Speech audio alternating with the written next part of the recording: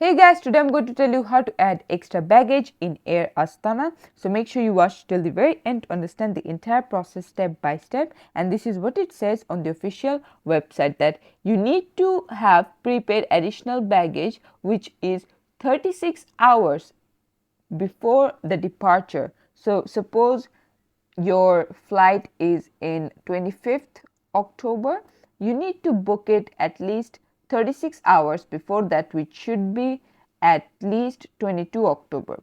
So basically the way for that is, if you are online, you just need to head over to their official website via manage my booking, and then you can just select your flight, and from there you see the extra baggage option. Click on that one and tell them that, hey, I want to add it. You can also let your travel agent know and they will do it for you, and this is how you can do it. Thanks for watching. Please leave a like and subscribe for more tutorials like this, and I'll see you guys in the next one.